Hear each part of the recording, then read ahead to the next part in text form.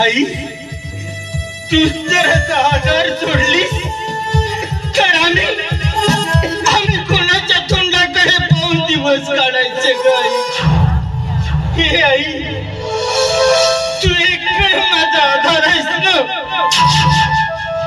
अगं मी जीवन जगतोय फक्त आई तुझ्यासाठी. तू जर अशी बोललीस नाही तर ही चिमुकली पोरं कुणाच्या तोंडाकडे पाहून दिवस काढणार ग? आई सांग ना, अगं कुणाच्या दारात जायचं आम्ही? आई अशी बोलू नकोस आई.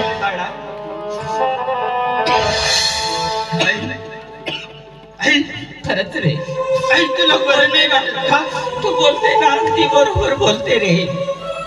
पण काय करू, या परमेश्वराला जन्मच त्यात आधी दिला रे मला. हे देवा परमेश्वरा, जन्मापासून भोग भोगत आले रे मी. पण आता तरी सुख दे म्हटलंय तुला, पण माझ्या जीवनात कुठलाच सुख नाही रे परमेश्वरा. मला भोग दिले पण माझ्या मुलबाळाला भोग नको रे. अरे या धर्तीवर भोग भोगण्यापेक्षा स्वतःला कुठेतरी संपवलेलं बरं रे वाडा.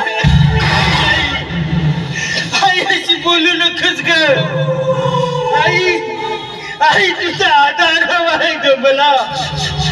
तुझ्या आधाराविना हा तुझा दिलीप नाही जगू शकत ग. आई अशी बोलू नकोस ग.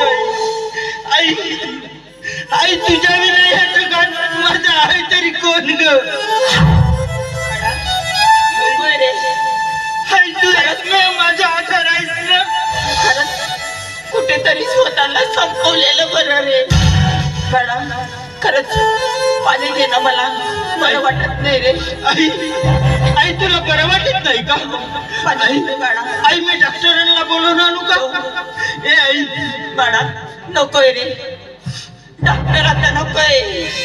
कशाला भोग भोगतच आलंय आता, नको कुणाची मदत आपल्याला. आई अशी बोलू नकोस ना ग आई. ए आई